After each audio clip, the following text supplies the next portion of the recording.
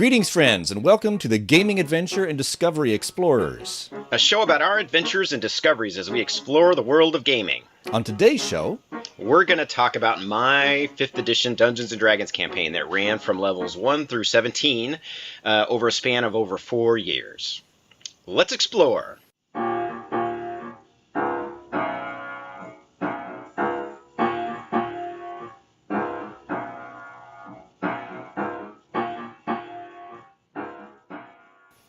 All right, Chad, so this is it.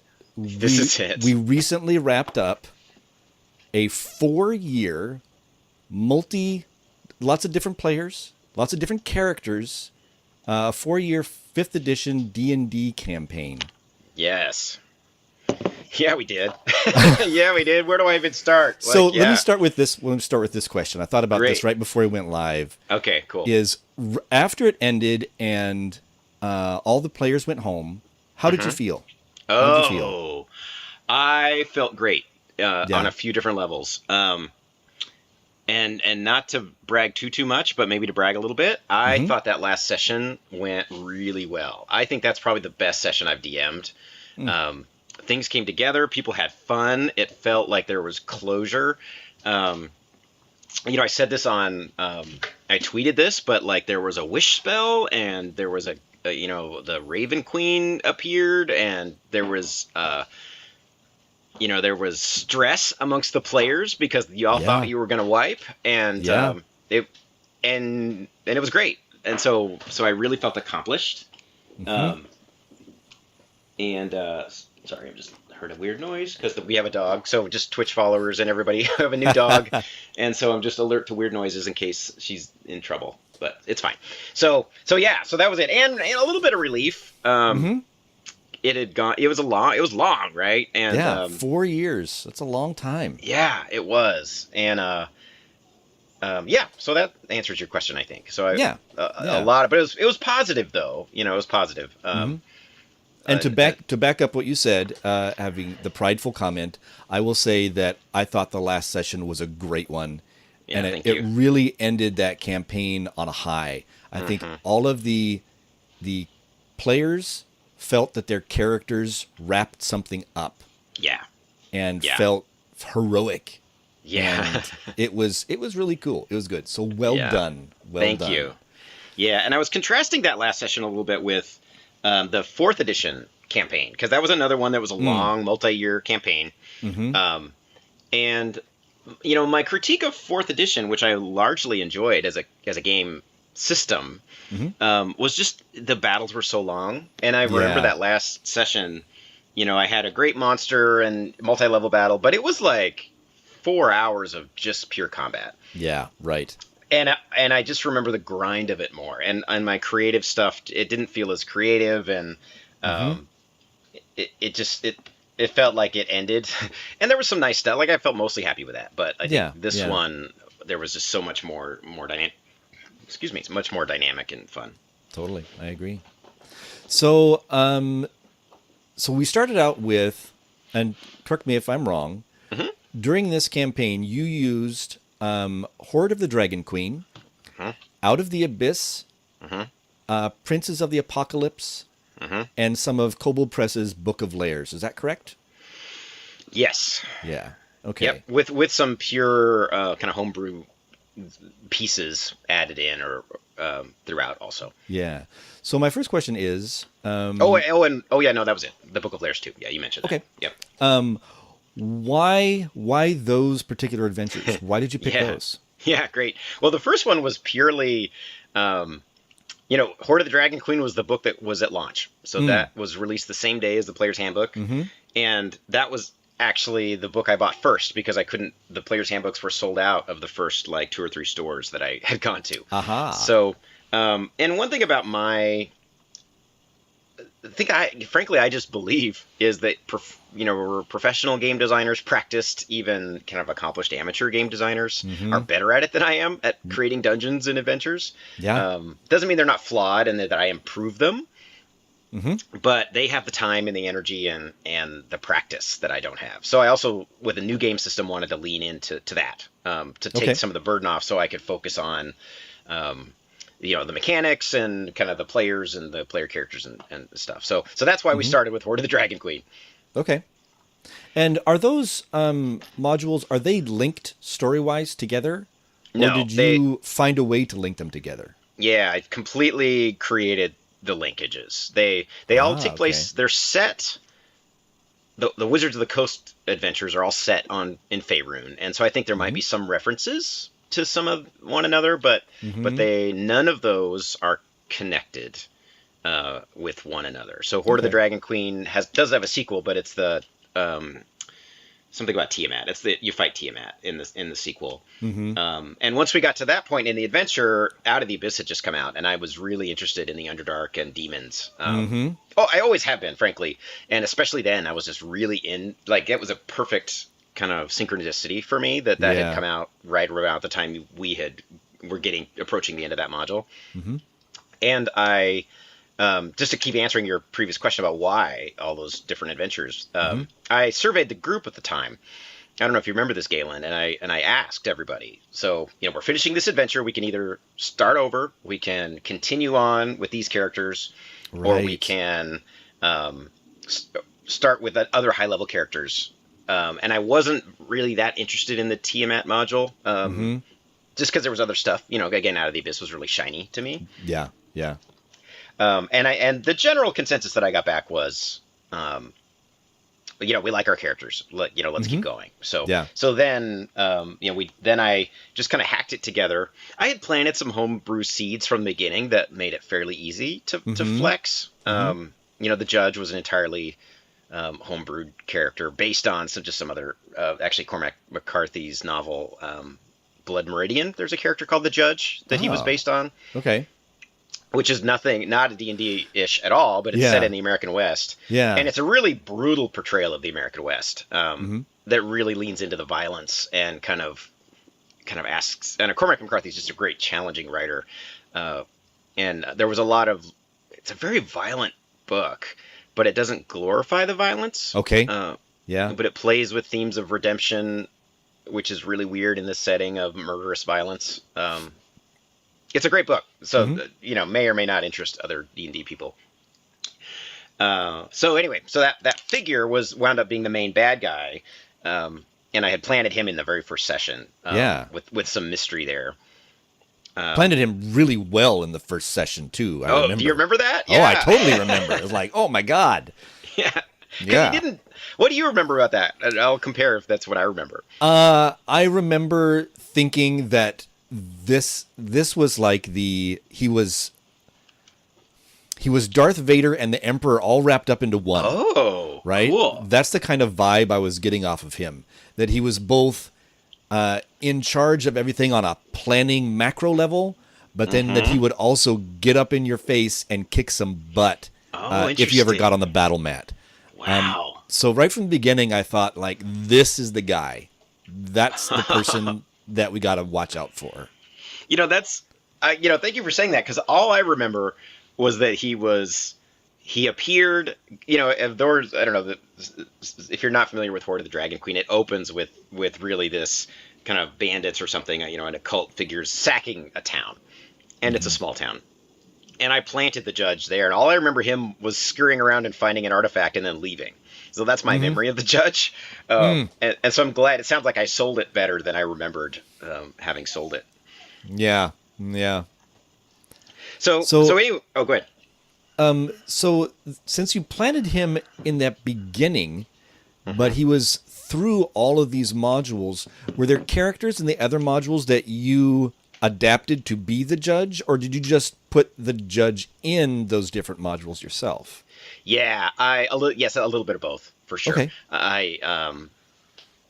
There were some characters in Hoard of the Dragon Queen that I kind of had him mapped to, because that's in Hoard of the Dragon Queen, it's the Cult of the Dragon, and that's a very hierarchical structure, and so I was able to just kind of put him at the top. And then let's see, Out of the Abyss, the character who starts all the trouble doesn't really appear in that module, in that adventure. The character who I think he appears in the novels based on that tie in. Okay. So I really kind of added him to that fairly naturally.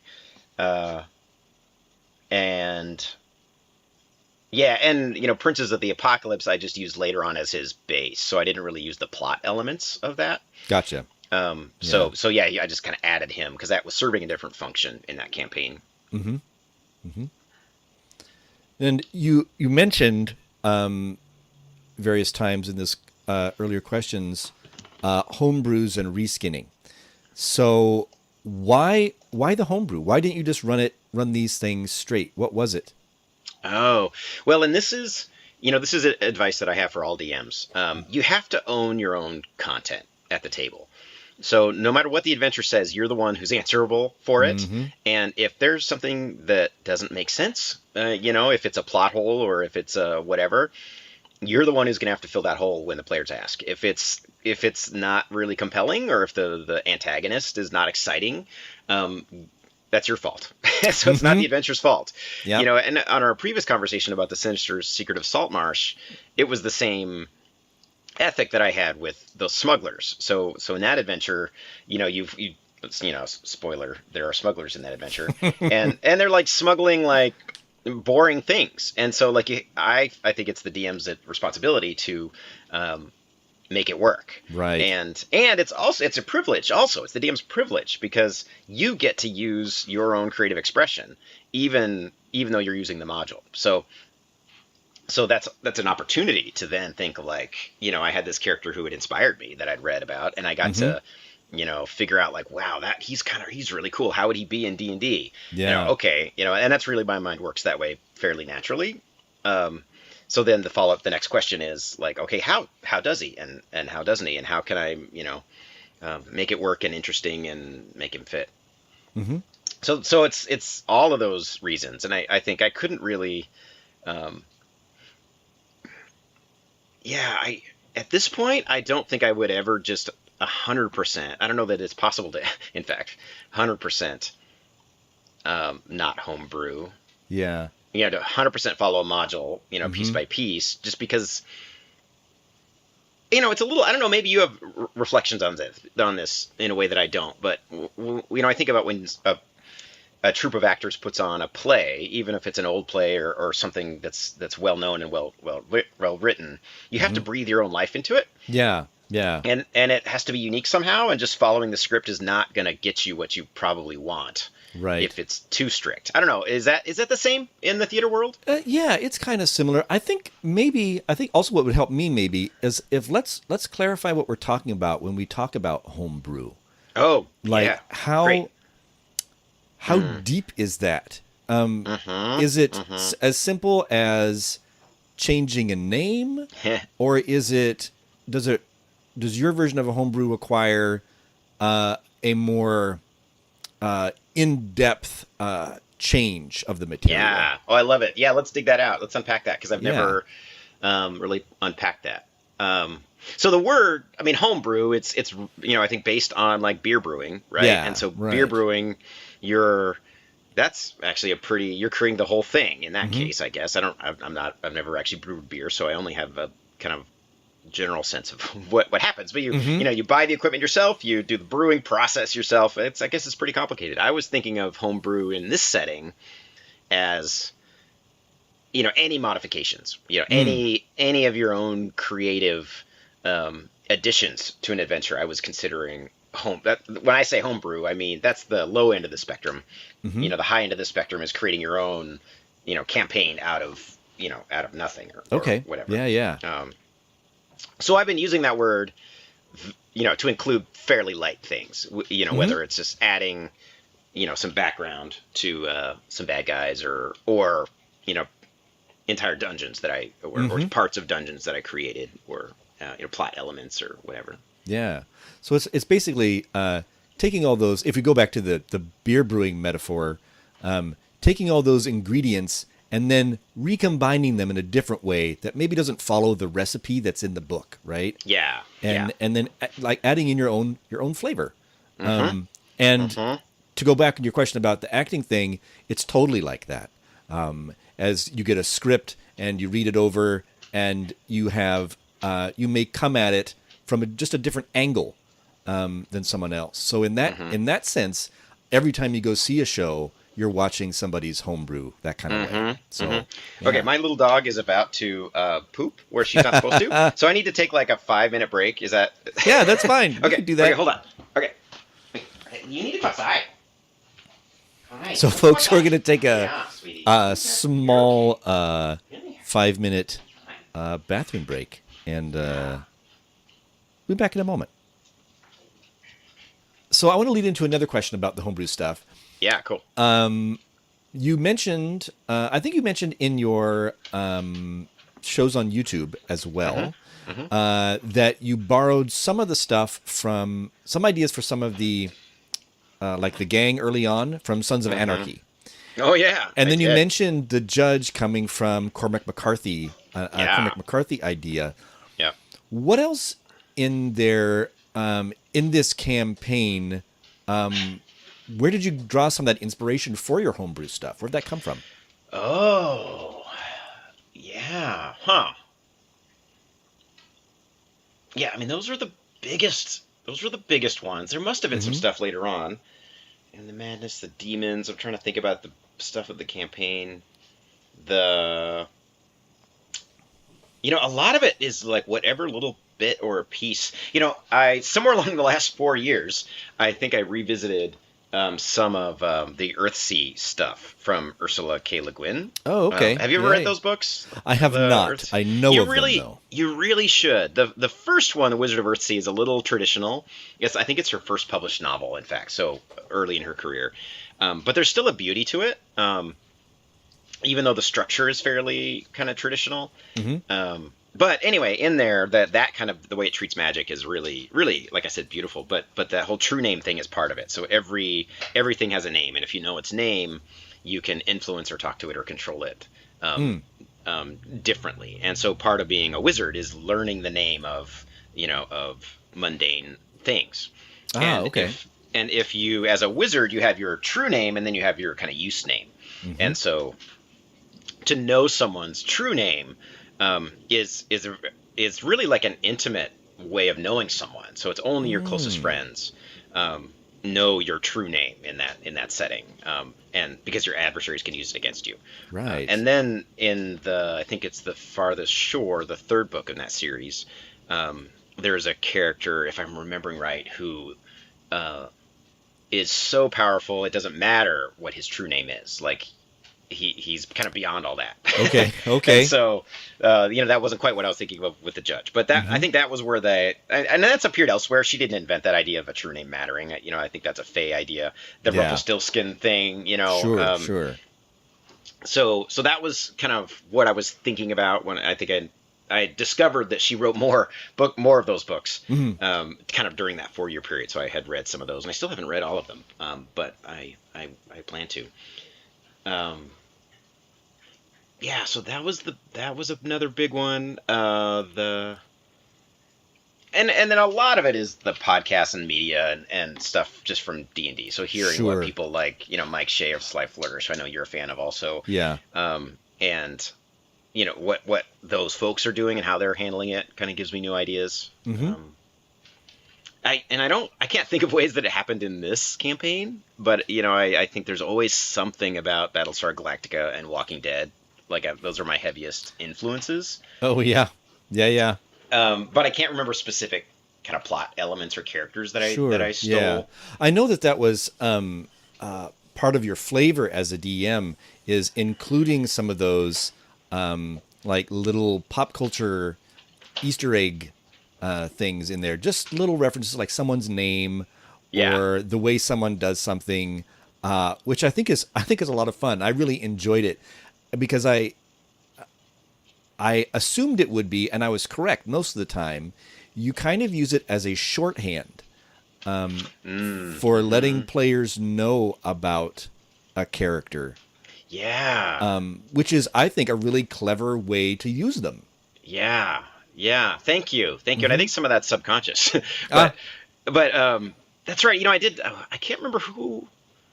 There was the character named Thrace. I remember I think was in this campaign. Yes. I don't remember who that was, but I remember that was I think I modeled her after, Kara Thrace from Battlestar Galactica. I think she was a guard or something, or like one of the ogres maybe on Skyreach Castle, or I don't remember, but Right. That also influenced the ending when I started to kind of target your Skyreach and Grumlore and all that stuff. That same tone of like, no, they feel too safe. Like the judge is too distant. I need to make this enemy up close and personal. I gotcha. And feel dangerous. Yeah. When did you start thinking about the end of the campaign, like how you were going to wrap it up? When did that start in your head? Really, a long time ago. Oh yeah. Especially in calendar years. Like not so much the details, but the structure for sure. I mean, because the way structurally that it ended, I know you remember, but for the viewers and listeners, you went on this really it was a fetch quest, which is really not this is like the least fun way to say it, but you had to go get these pieces in order to give them to Vizeron. Yeah. In order so he could do the ritual to summon the demons in one place. And I'd already introduced this judge figure, so I needed to deal with that. And so all those parts of the adventure took, and we play about once a month on a good month. Yeah. So, and you guys aren't generally, there was a few sessions where that were exceptions, but you guys were not a fast group typically. Correct. So getting I can't remember how many pieces, like 4 to 6 pieces, MacGuffins, took like a year. So it really did. So yeah. And so I had that all plotted out, plot wise at a high level, at least. Well, and when I bought the adventure, I read through it. And so I had a sense for, how it was going to wrap up. And then the details came, as I went along. I pulled a few pieces off of that quest. There was even more pieces you were supposed to get in the adventure. There was a few chapters I pulled out that just didn't work with the way that the way the story had run. Okay. Did you amend any of that based on your knowledge of the group and how long it was taking us?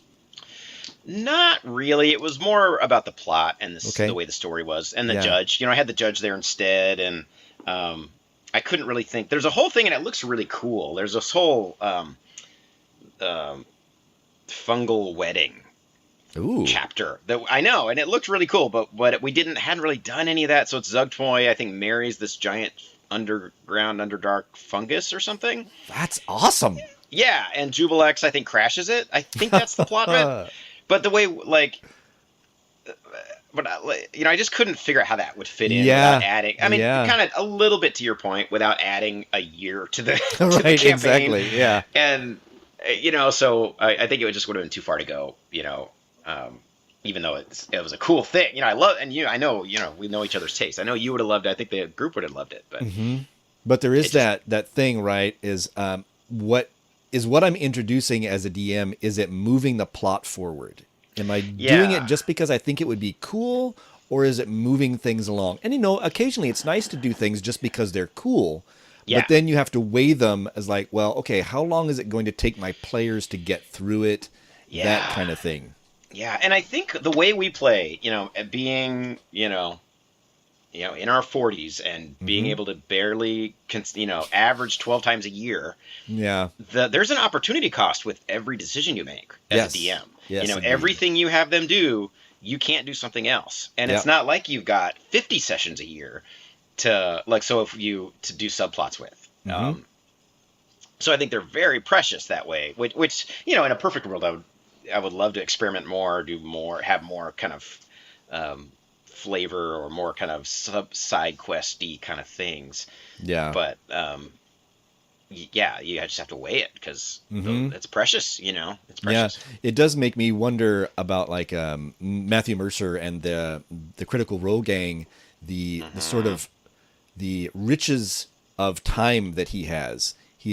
Every week they meet and do their and a long session for adults. Yeah, like 4 hours, but that's again for adults with careers and they all have jobs and lives. That's kind of great. Amazing. Yeah, it helps when it is making you money at the same time, which I assume it does for them. It better be. I know exactly. I know a lot of live.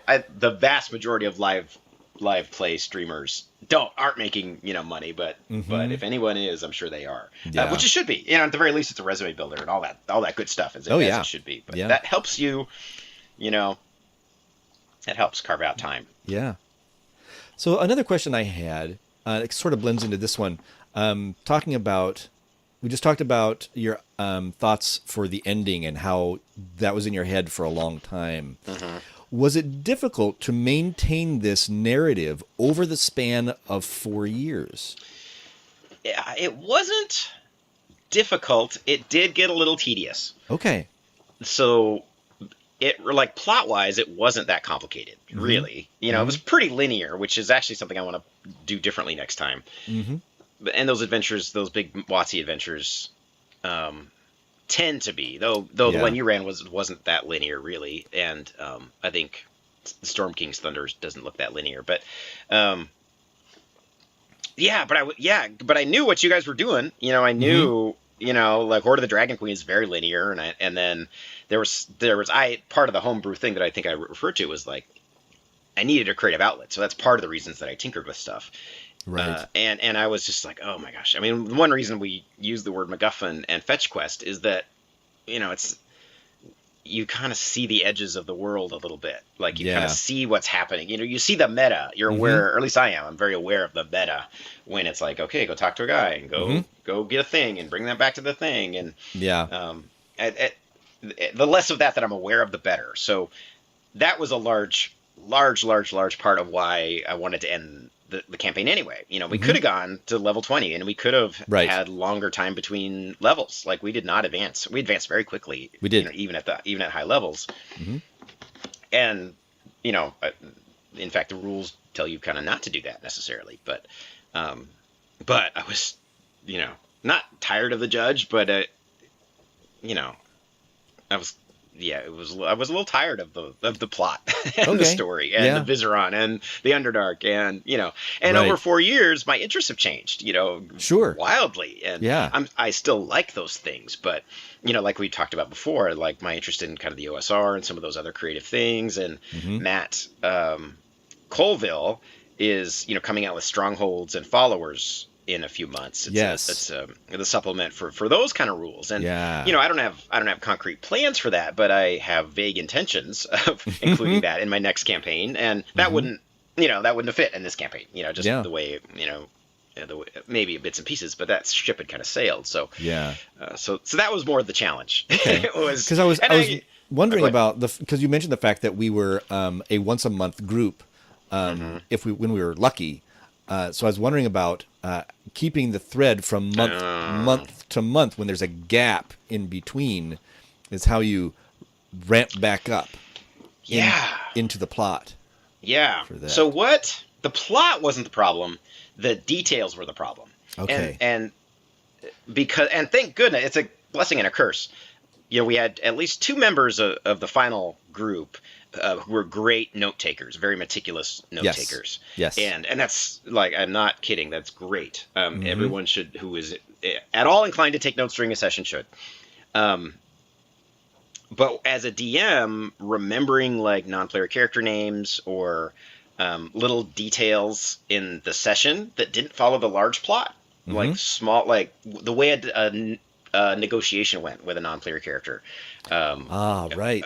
Like that's the stuff that would be hard for me to remember and track, and it's hard to take notes as a DM when you're in the session. Both from a discipline perspective and just because you're juggling so many things, or I am anyway, when I do it. So that was more challenging, and I long since learned to just take advantage of the note takers. If someone says like this is what it was, and they're reading their notes, to trust that. At the same time though, the important plot things y'all occasionally didn't get quite right. And so I always was, that was easier to track. It's like, no, you need all 6 of these things in order to accomplish this goal. Or no, it doesn't quite work that way. You made some assumptions. Right. So that stuff wasn't so bad. But the little things, which, can kind of break the fourth wall a little bit. That was tougher. Yeah. I have to say, as a player, I'm not a note taker player. Yeah. I noticed. It's fine. It's all good. I was eternally grateful, like you said, to the players that took notes. Yeah. And for you, when you were reminding us as we came in for our session after a month off, all right. And we always did this at the table anyway. We talked about what happened previous. Yeah. But when you would maybe solidify in those what happened previous and correct us on our assumptions that we got wrong. Well, and I think, and there were a couple. That's a really great point. That was something that I think a practice I picked up, and I don't know how I developed it. Where part of the reason that I ask you all to do it is to hear what you're interested in and what you remember, and so that I can evaluate, like, oh, they really got excited about whatever. I should make sure that character reappears, or and also the atrophy of time for you all too, of remembering plot elements. Yes. If your memory fails, your character would remember. Right. No, you have to get an angel's feather, not just any feather. That's a made up example, but like your character would remember even if the player does not. So I wanted to catch those for sure. And generally, I would let go the things that you as players just got wrong or made assumptions about. Or I would, as I remember, at least my intent, I don't know if I can't think of concrete times, but my intent was to also clarify, like, things that you think you know versus what you actually know. Did you see it? Did your character see it? Or were you told of it? Or did you see steps 1 and 2 and you assumed 3? Then I can reframe it and say, well, no, you saw this. And I tried to do that even if 3, I tried to say even if it was the simple thing. Yeah. I don't know if my example's good, but it's like, the made up example, the ogre or the judge, sent the marauders to go kill everybody. It's like, well, the marauders said they worked for the judge, but they didn't actually say that the judge sent them. That sort of thing. I would clarify, even though the judge fully did send the marauders, just because I think it's a little more interesting and immersive when you're really sure about what do you really know versus, like, what do you maybe know. Mm-hmm. And my mind works that way anyway. Like in daily life, I am constantly very aware of what I am certain of versus what I am just pretty sure about. Right. Okay. And I think most people don't make those distinctions. So I've been told over and over throughout my life. So that was just something an approach I bring also to the game. Yeah. How about the, and I was a prime example of this, the change in characters over the course of the campaign. Because we had some player shift, but we also had different characters who came in with different agendas. How did you adapt any of your campaign to take advantage of that change? Yeah. I didn't have to change that much because something I always have sought to do better is I didn't really integrate the player characters in the plot that much. And I want to do that more. And the risk of that then is, if someone leaves, if a player or a character leaves, then you have this real big hole. Right. So from a plot perspective, it wasn't that challenging. I don't remember, just thinking about characters for a minute, I don't remember that being a real problem. Thinking about your alts that kind of rotated through. Well, one just fully died cleanly. Yep. But you could have brought him back because I allow that with a cost. Yeah. It would have. Well, I was thinking so Frictor, the character Frictor, his brother was in the castle, and so we had some kind of good synergy around that and that attachment in those relationships. Right. So that would have stung worse. At the end, if your Gimlet had dropped out, that would have sucked. Yes. Because he had established the relationship with Rend, the Aarakocra. The judge was mad that you had stolen him, so that I was a little worried about that in that case. Yeah. But I think when you and some of the other characters had shifted things around, I don't remember it being a problem in my head or a cause of concern. I hadn't thought about that before, but because like you as a DM, I'm trying to improve on entwining my PCs into the plot more. But I hadn't really thought about the fact, like you said, that if one of those PCs or players goes away and you've intrinsically wound them into the plot, you're at a dead end. Yeah. That's really interesting. Yeah.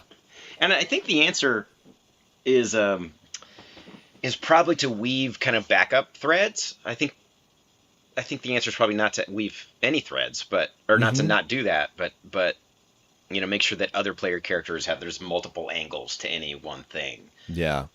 Because I think it's important. I think it's important. The kind of game I want to run is dangerous, and the player characters might die, and so I don't know. The D&D world I want to run rolls along, and anyone can die at any moment. Yeah. But not any moment. I mean, I'm fair, but but they, if they die, they die, and that's it. There's not really a plot rescue, like there is in standard media, for example. I was thinking about like in Game of Thrones, like Daenerys is safe because the only reason we're watching that whole continent was because Daenerys, that one character, because we're watching her. Like she's not, because there was entire seasons, early on where she was not connected to anything. So you don't want that in your D&D campaign. We just had Kaya Coney stop by and say hi in the chat. Oh, great. Awesome. So let's see. What is my next question here? Oh, yeah. So was this the longest campaign you've ever run? Yeah. Oh, I don't remember. That and my 4th edition one were the two competitors.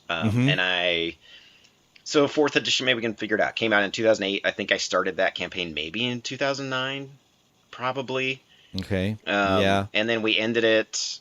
It was during D&D Next, 2000, maybe 12 or 13. So probably about the same. Probably the same. Yeah. Because I think it was about a year before 5th edition came out that we ended that campaign. That sounds about right. Because then we played. You remember that era where we played other games, some other role-playing games and board games and stuff. Right. Was it your intent to have this run as long as it did? Or were you just kind of playing it by ear? I have historically really liked the long game. Long, like being in it for the long haul. So I did definitely intend it to go long. Okay. So then, like I think we touched on already, so that I kind of let go of any attachment to that when the Hoard y'all finished Hoard of the Dragon Queen, and then. Yep. And then once we started Out of the Abyss, then my intent was to finish that Gotcha. module, more or less. So, and that module's a little cagey about what levels it expects you to be at. Okay. I mean, it's in there, but it doesn't have a chart that says this chapter is this level and this chapter, which I think is fine. But when you're trying to plan, it's a little challenging. Exactly. So is this 20th level? Is this 10th level? What? And are they going to their dooms or not? Yeah. Yeah, there were and how was it balanced? And there was little. It's in the text, and actually, I do not like it when adventures do this when they put what I find to be important information in the print and not in a table somewhere. Right. Yeah. Or this was not the problem of this as much, but the main plot, what the villain is up to, is to read the adventure location where the villain is located. Do you know that? Do you know what I'm talking about? Sometimes it's room 36 is where the bad guy is, and he's doing this, and the only way to know what he's up to is to read room 36. Yep. So I hate that, and many of them have a synopsis, so you don't do that. But that was one of the things I was grateful for in Curse of Strahd, the campaign that I ran, is that there was a table right up front that said, here are the areas, here are the levels they should be when they go there. Yeah, exactly. It's just so easy. It was a little block. It was 2.5 inches of text, and it saved me so much time. Yeah. And I have completely, so since my 4th edition days, which I learned some bad habits, where in 4th edition, you tailor each encounter for the level, and it was very well refined, and so you knew how tough the battle was really in a really powerful way. And so since then, I've kind of undone that training as a DM, and I'm less concerned now about whether the player characters are in danger or not. Like if they just wander into a dangerous place, because the system is looser, and and I like the idea of the threat, like we've talked about. Right. But I want to know what I'm getting into as a DM.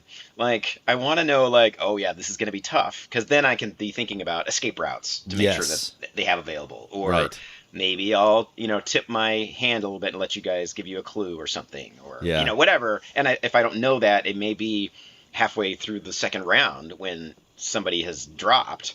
Then I'm like, oh shit, they have nothing that they can do, to counter this. Yep. I worried about that less at high levels, because I just knew I had to throw everything at you to have any chance of challenge. Oh yeah, the party gets so amazingly adept at handling any situation at that high level, at level 16, 17. Yeah. It's like, I didn't know what the rest of the party could do. No. I was like, oh, you could do that? Sure, why not? Yeah, fine. It's amazing. And it's an interesting human behavior thing that I observed a couple times. And I don't know if there's anything to be done, but I think it's something for DMs to think about. There was a couple times in the campaign where something bad happened to one of the player characters, and the player got really stressed about it and almost anxious. And I think it's easy to get so connected to your character that you kind of forget that it's a group game and that there are other abilities in play, and it's designed for a character to occasionally get screwed over because another character will cover you, has a counter to that thing. Right. And I think as a DM, I had to be brave a little bit and think no, this is fair. It actually is fair. It feels unfair, and it's asymmetrically fair. Yeah. They kind of got screwed right now because they'll save the day at another time, Yeah. And so there's just a human thing that is I don't know. I just observe. I'm just observing that. I don't have an answer for it. Yeah, it's interesting because it reminds me of as a player, I always refer to plot dice, like if you roll a natural 1 or a 20 or something like that. Something that can go so swingy. Yeah. What you're just talking about with when the game screws over a player, I love that.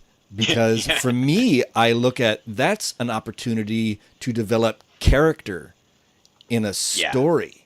And I was like, that's something that you wouldn't think of, but the game did it for you. It's kind of built in. The game gives you an opportunity, if you take advantage of it, to develop some character interactions in your party. Yeah, and I'm that way now as well. I love it. Even if it's my character, I'm like, oh, I hope someone saves me, or maybe not. Maybe this is the end. Yeah. And but I remember, so 4th edition, you and I kind of came back to gaming at the same time. I know you were new at role playing games at 4th edition, but I hadn't played role playing games consistently for years. Yeah. And I remember early on, and our DM at the time. He observed, and he was not wrong, and I felt it too. I was part of this condition. I'm not going to call it a problem, but we were all. It was against goblins or something too. We were 3rd level. Goblins were kicking our butts, and we were tense, and we were really stressing it, it mattered. Yeah, right. We were really invested, and it was nothing bad was going to happen, even if we TPK'd. And the thing about 4th edition, 5th a little bit, but 4th really, something about it. It always felt like you were about to wipe, and you always wound up just dominating. Yeah, not always, but it was actually really hard to die, and a lot of those battles felt like they were about to be lost, and then they weren't, and then it was fine. So it was just one of those moments. But that took me years to kind of get just different values about what I like in gaming. Exactly. Yeah, and your tastes change. As your career as a gamer rolls along, you're going to come to different things at different times in your life, and affect you differently. Totally. Yeah. Exactly. So I want to mention another question here. We talked about those blocks of text that tell you this is what level the character should be when they go here and whatnot. And I want to sort of talk about the assigning XP versus milestones for leveling up. Was it ever in your mind to have XP for solving puzzles and killing monsters and stuff, or was it always in your head that this was going to be a milestone? That's another thing about being a 4-year campaign. At the beginning and all through, as you probably remember in our 4th edition campaign. So essentially, that entire time from like 2009, on, I've always used milestone levels. Because when I started doing that in 4th edition and continued it in 5th edition, to me it was one more detail to track, one more hassle that didn't really have a value add from the fun category. Gotcha. So that was the opinion I developed years ago. But over the last 4 years, to kind of answer your question, about halfway or in the last year or so, 2/3, 3/4 of the way through the campaign, I started to really warm up to experience points again. But by then, the ship had long sailed. I wasn't, there was several rule adjustments I was considering, but I'm like, man, we've been playing, we have some norms as a group and some characters as a group, and it's high level, and I didn't, really want to kind of screw with it. Having not set that expectation at the beginning of the campaign. And so my next campaign, for sure, and we'll be talking about that early, where I'll say part of the deal is I'm occasionally going to tinker with stuff, not to screw anybody over, just because I think it might be fun. Might be more fun to try something differently. So it wasn't until later that I thought about using experience points, because first it was from an article from the Angry DM who I think we've talked in this space where, he's a little polarizing, but he's a deep thinker, and you get him really thinking and explaining something. He was really, really thought provoking. And so he writes, he kind of argues how experience points, you're already doing tons of math. So what's one more column of addition? And now he's also a former accountant or bookkeeper, at least. I think he's an accountant by trade. So his comfort with numbers is different from mine. Sure. But, and what you gain from that is the ability to incentivize your group's behavior. So as the DM, you can incentivize the player characters because you give them experience for doing what you want them to do. Yeah, right. And so what I realized was that there was no reason for you guys to do anything, because you were leveling just whenever I told you to. Yeah. And so there was there was the plot reasons, but like when I told you were in danger, or I told you there was a threat to the world, and that worked fine. But if, in the old school D&D, especially the very beginning, where it was just adventurers who just needed to kill monsters and get money, experience points were the incentive. That's how you were doing well, because you got experience points.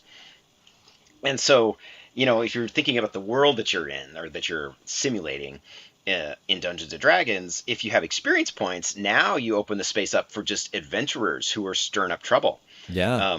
And that sounds kind of fun to me. It's like, what if you're just like, kids on bikes? What if you're just kids on bikes and you're just going to go into a cave and because you're going to get some experience points from it, to be meta about it, but like, that's the kind of meta thing to just explore. Yeah. Versus with milestones, there really wasn't a direct connection between advancement or success and your behaviors. Yeah. So I've really been thinking about that. And I'm not certain of what I'll do next, but Excellent. I'm probably going to try more experience points for that very reason. And that was the reason late in the campaign that I blocked out what your milestones were and said when you were going to level up. Because I was like, okay, because I wanted to incentivize, like I said, I was ready to wrap up the campaign. Right. And what I realized was you guys needed to do these things to end the campaign. But you, as player characters at least, I'm not sure about the players, weren't really paying attention to that all the time. Like sometimes sort of, but not. Like, I don't know, I was getting the sense, and I can't remember examples of why I thought this, but, I was getting the sense that you guys were meandering a little. And so that kind of refocused the, what you guys had to do. And it worked. And I got good feedback from the group that was really helpful. Definitely. So, so I guess, it's the stuff I'm thinking about. So at least with experience points, then, you're incentivizing killing monsters and taking their stuff. Yeah, totally. If that's the kind of game you want to run. So. Exactly. And that's the question, right? Like you said, the next game you run, that's a question up front. Those kind of, what do we want to do? Where do we want to go, folks? Yeah. That's great. That's great. Yeah, and it's a lever that you can. Experience points are a lever you can pull a lot of different ways. Yes, by rule, it's killing monsters. I don't think it's in the rules about treasure anymore. But as a DM, you can then give experience for whatever you want. Oh yeah. And so any behavior you want to incentivize, you can give experience for, even player by player. Like, there's no rule that everyone has to be the same level. And that's another thing that I'm tinkering with that I early on decided was a terrible idea that I'm revisiting. You don't have to all be the same level. Like, wouldn't it be kind of interesting? Back in like the Avengers or something, like Thor is like a god, and you've got, Captain America, who, I don't know if that's a great argument, but power-wise, there's a big difference there. Right. But I know Captain America is very experienced, but say the Falcon and Thor, better examples, right? So the Falcon is like new to this whole superhero thing. They're on the same team though. Like, that's cool. It's still cool, Exactly. So, and different things are expected of them. Yeah. That's the thing, is to set expectation level differently for those different things. So yeah. Cool. So over this 4 years, and this being, like you said, the second big long campaign that you've run. Yeah. Oh, Galen, hold on one second. Yeah, sure. Kai Coney just left a chat. He was observing about our experience points discussion, that he gave out story experience points years ago. Right. So that's another way to get the best of both worlds. So giving, experience points, not just milestones, so players can track their progress. Without it just being DM fiat. So exactly. Good thing to think about. Okay, sorry, Galen. What was No, it's fine. So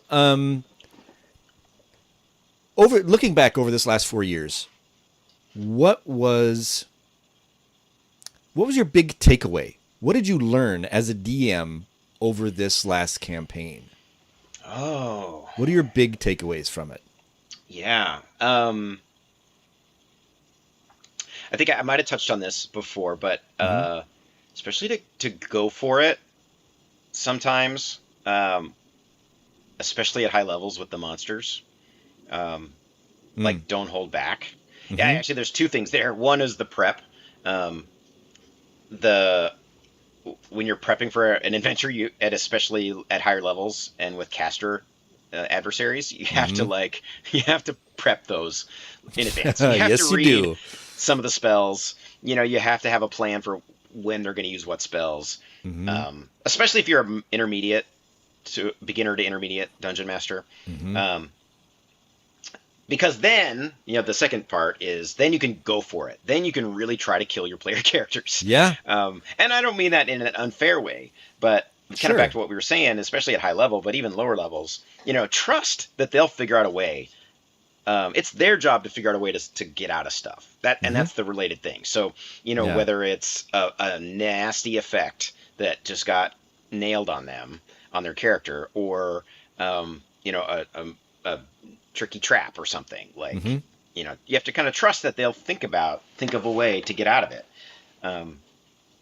And, probably connected to that is to set the expectations up front around that with the players, and make sure everyone knows what they're getting into when they come on board. Not that I had any, counter to that. I didn't have a problem with that. I didn't, but I was more reticent to change things because I thought there was kind of a shared expectation that had developed. Yeah, I think those are the biggest things. Okay. And then how, over the course of a campaign, as a DM, how do you avoid fatigue? It's like story fatigue or plot fatigue. Like you were talking about that earlier on in our discussion, is that sometimes it was harder for you. So how do you avoid that as a DM? What got you through it? Yeah. So one thing, that fatigue question is really good. There's a couple different kinds of fatigue. And so I think we already talked about the longer term fatigue that I was feeling, the grind of the story a little bit. Yeah. And so like just having, I think, for a while, I'm going to have shorter campaigns to combat that. Just do adventures or a few adventures as a part of a campaign. And, the other thing is the good part about only playing about once a month is that I didn't get much grind that way. We didn't do a weekly session. Remember some of those 4th edition era days with us where we were playing about once a week. Yeah. At least like 3 times a month on average, I think, and with some variation over the multi years. Not when I was DMing, but when our other DM was. Yeah. And he, it was a grind for him. He talked about that, like having to put stuff together and during the day of, or on his day off, and he had kids and stuff. So right. So I didn't have that problem. I don't have that problem. So playing once a month, I had plenty of time, and plenty of mental energy, and it was a little harder in the fourth edition era campaign when I was in grad school at the same time. Yes, right, okay.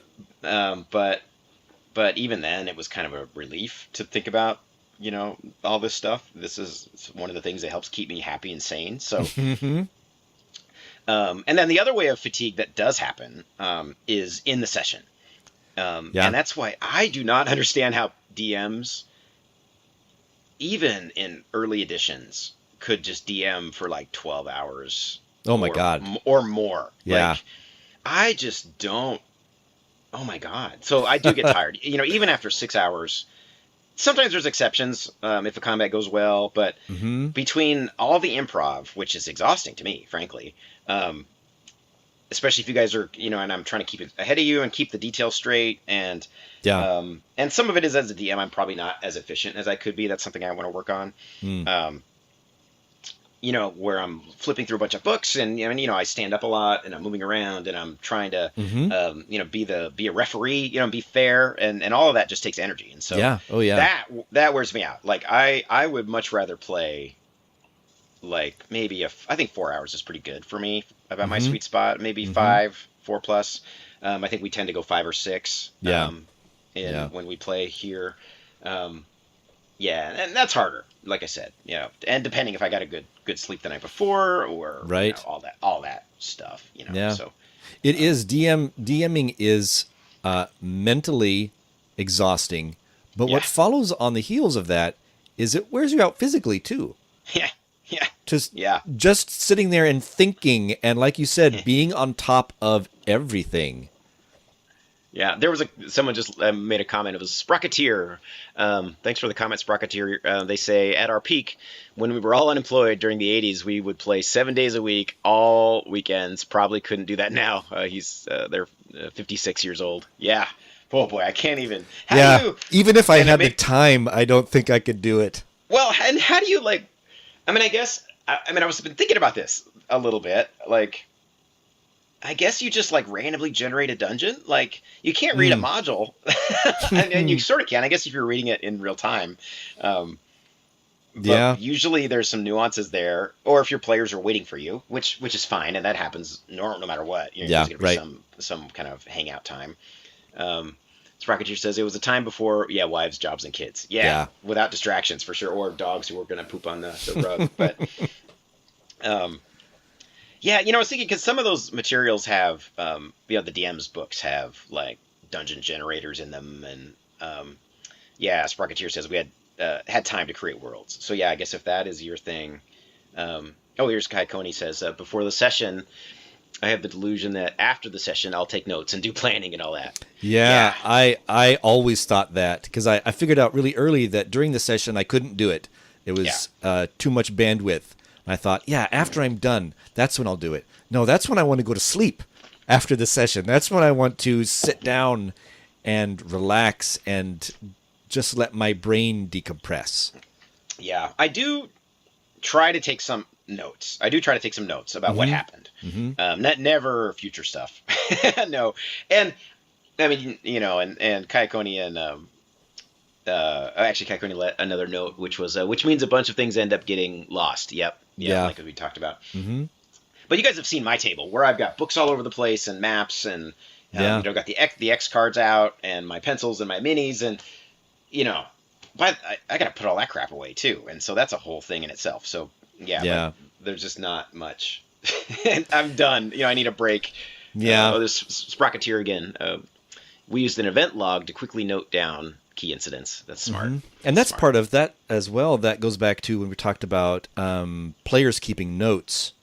And you said that you would use that on occasion. that information that the characters kept track of. And I think that's great. Any way that a DM can use the players to lessen their workload, I'm a fan of. And I've heard of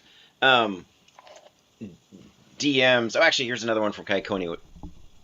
Oh, yeah. Kai Coney's comment, having the formal give me your character goals, was actually really good for helping me capture some last thoughts. Yeah. And that's another nice way to kind of get your thoughts together. And I know some DMs like officially delegate note taking and sending notes around to some of the players in the group. Right. And I think that's a good idea too. If you can get your players somebody engaged in that. I mean, often it's just getting them to level up in between is quite a trick. This Kai Coney years ago gave out bonus XP to players that took plot summaries and posted them online. That's right. Yeah. Back to incentivizing behavior. It does really depend a lot on your player base, what your players like to do, taking advantage of their proclivities. So to say. And I think another reality is that you're much more likely early in a campaign to get a player or two to engage in offline support, whether it's writing their own backstories or helping in between. But as time goes by, and I've done it, I'm just as guilty as anyone else. As time goes by, the shiny wears off. Doesn't mean you're not engaged or not enjoying the campaign, but the brand new shiny, moves on. You go to a different phase, just like new relationship energy kind of passes. Oh, there's another one from Kai Coney that the player who was getting XP for plot summaries ended up a whole level ahead of the rest of the group at the end of the campaign. That's one way to do it. That's one way to do it. That's cool. I gotta think about that. That's a good idea. Sprocketeer mentions players differ. Someone to be engaged in the game 7 days a week, always talking and asking about the game. Other players stop thinking of the game when the session stops. And that's totally true. Yeah, I mean, we all game in a different way, and it's just how we come together in all those different ways to come together and tell that story. Yeah. I think that's a really important point that dovetails into I don't remember if it wasn't today, but if Galen, when we talked about this, it was on air or not, but about diversity in gaming. Yes. And I think both of us suffer from our gaming groups looking a lot like us. Yep. It's mostly white guys, not entirely. Yep. And in my other campaign, we did have some women, which was great. And I think in order to encourage all kinds of diversity, I think it's an important thing to let players play the way they want to play. Right.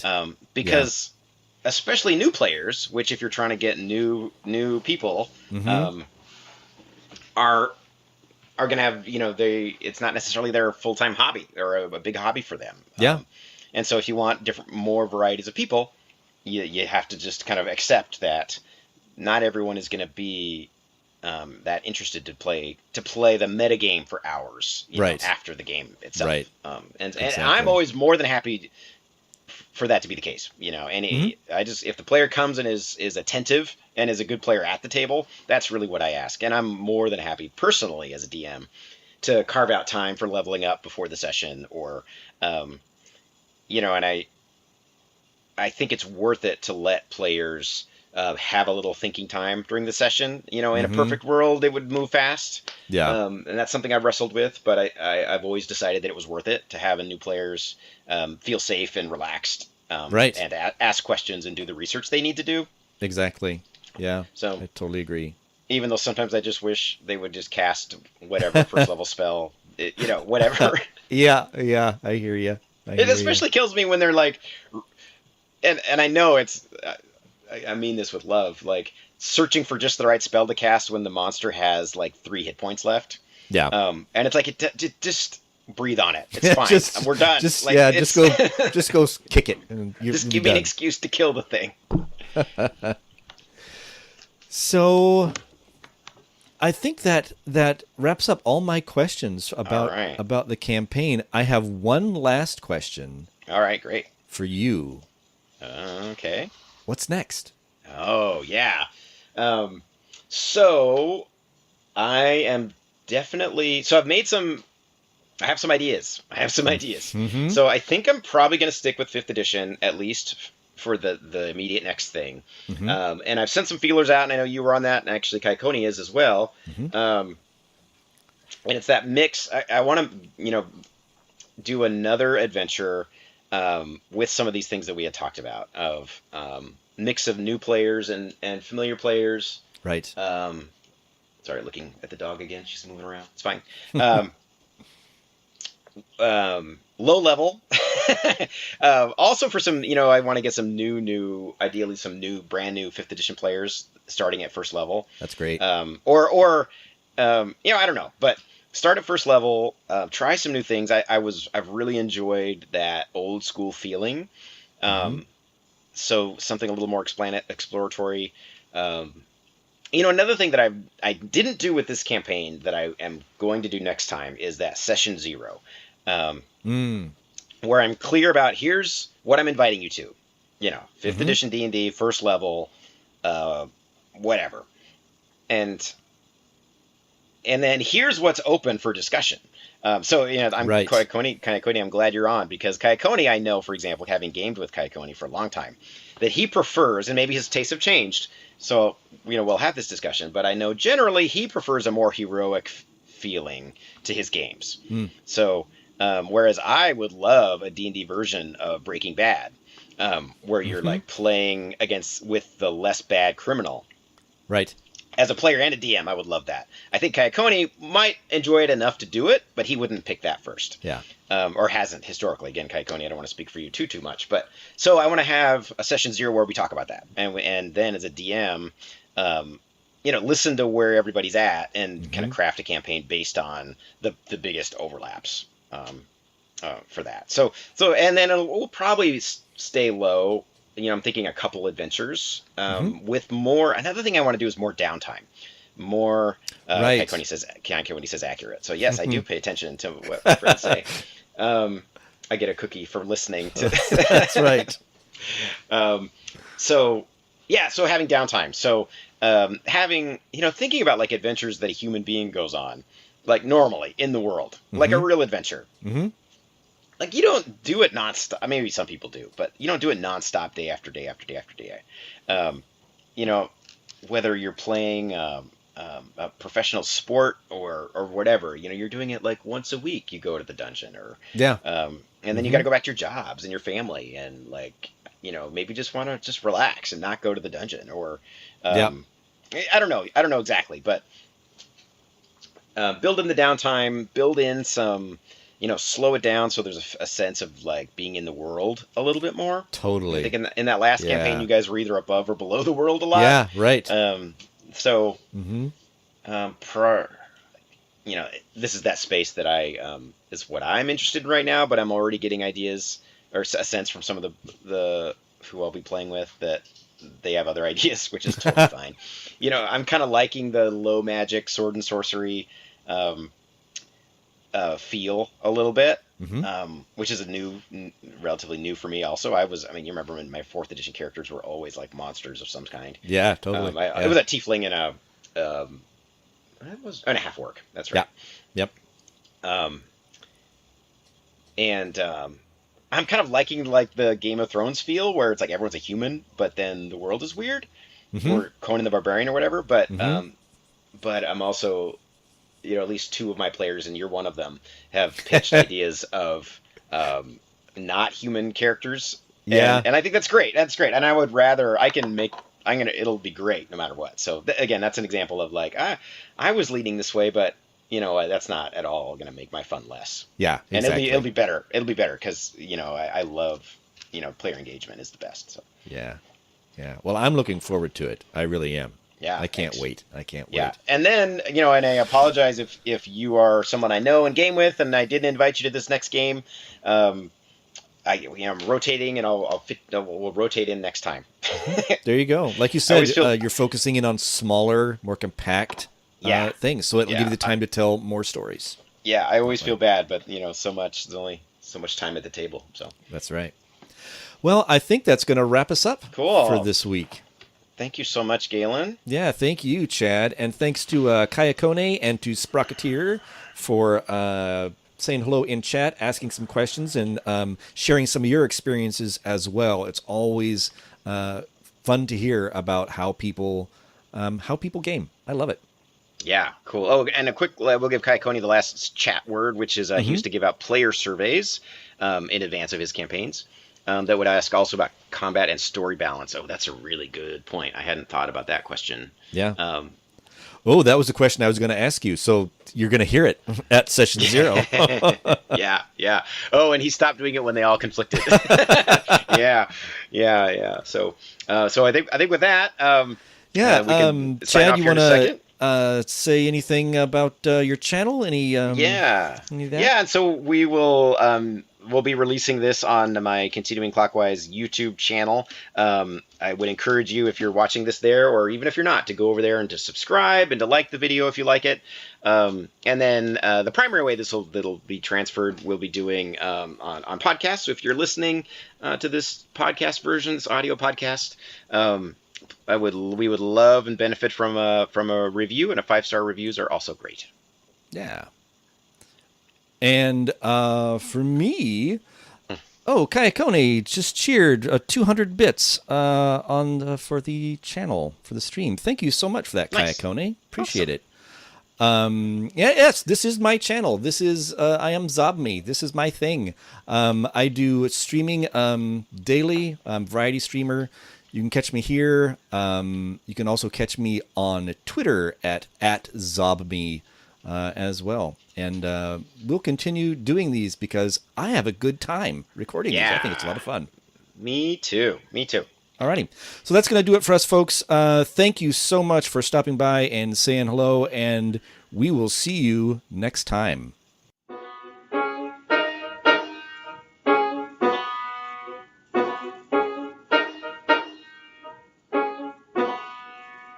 Game great.